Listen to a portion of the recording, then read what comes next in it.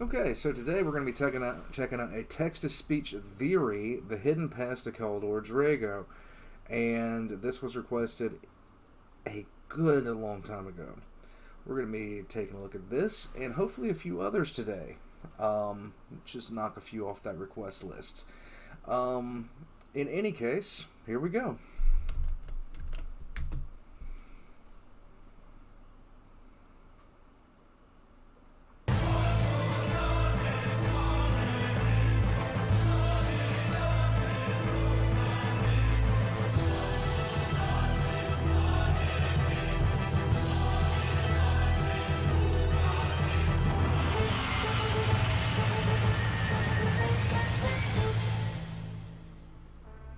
Kaldor Draigo, the Supreme Grand Master of the Grey Knights chapter of the Adeptus Astartes, was cursed to a life wandering the war by the demon prince Makar.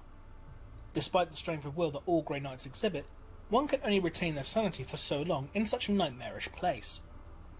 In more recent times, Draigo has been shown becoming more and more mentally unstable. You look like a starfruit!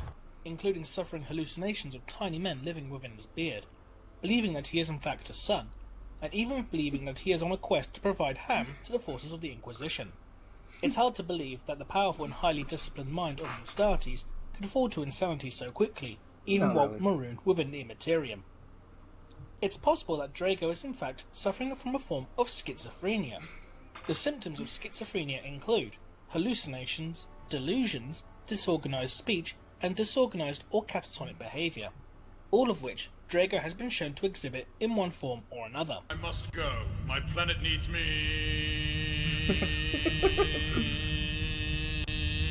The exact causes of schizophrenia are unknown, but it is suggested that a combination of physical, genetic, psychological and environmental factors can make people more likely to develop the condition. But we have no way of knowing of Draigo's early life to say for certain. Or do we?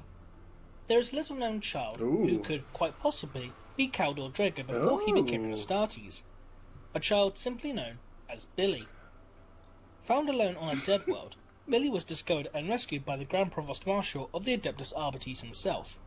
It is rumoured that the reason the Grand Provost Marshal took personal interest in Billy is due to familial ties, although this is unconfirmed. Billy was brought back to Terra, where, on his way being escorted to the local scholar Progenium along with several other children, the group were run down by the Primarch Magnus the Red, who had apparently commandeered an Astartes bike. Billy was the only survivor of the vehicular onslaught. Billy would eventually be adopted by members of the Administratum, who would then leave Terra after being stationed upon a small Imperial agri-world. It was while on this world where Billy began to discover his latent psychic abilities. He began to distance himself from his adoptive family, and would hide within one of the barns inside the vast farming complexes. In his loneliness, Billy suffered terrible abuse at the hands of the Chaos Champion, Lucius the Eternal, who would mentally torture him for weeks at a time simply because Billy was a psyker, under the convincing guise of a kindred spirit. Soon after, the world would suffer raids from Dark Eldar. Billy was captured along with two other children and taken back to the Comoran slave pits, where once again he would be the only survivor. While in Camorra, the Archon of the Cabal of the Flayed Skull, Vrask Maladrak, would, for unknown reasons, take a liking to Billy, and would bring Billy back to the Materium locked in a cage like a pet whenever the Cabal would conduct his raids. Nice. This proved to be Billy's ticket to freedom, however, as him and several other Imperial citizens would eventually be rescued thanks to the lone efforts of the Catachan veteran known as Sly Marbo. I understand. Do you understand? Billy would escape from the Dark Eldar, but was soon after, in an unclear and illogical way, apprehended by the Deathwatch forces of Inquisitor Cryptman of the Ordo Xenos. Cryptman's forces had passed the world by chance shortly after the Tyrant invasion of Macragge.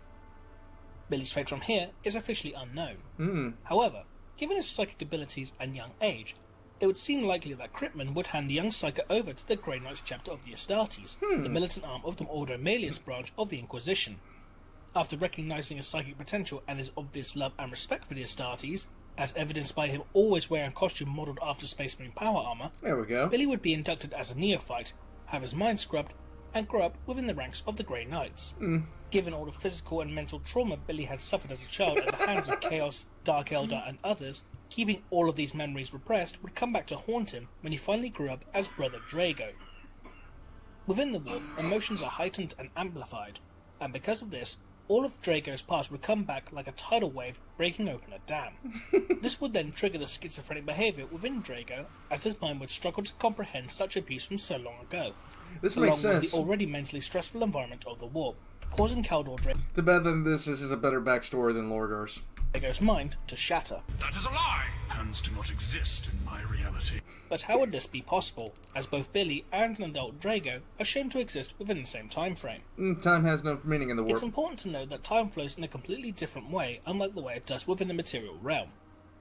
Years in the material realm can pass within seconds in the warp, or seconds in the warp can result in millennia passing within the materium.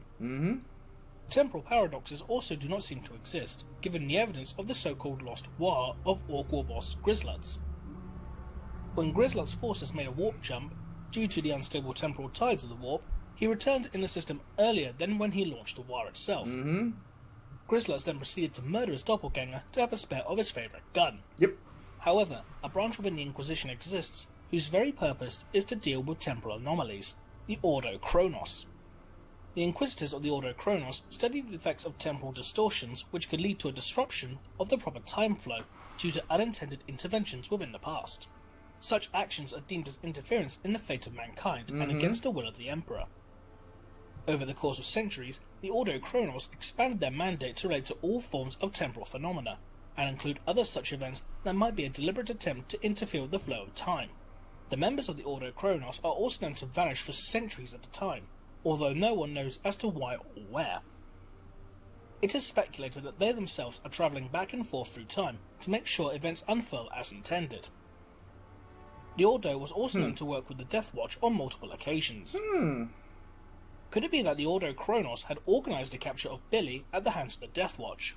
But what would the Ordo Chronos want with Billy?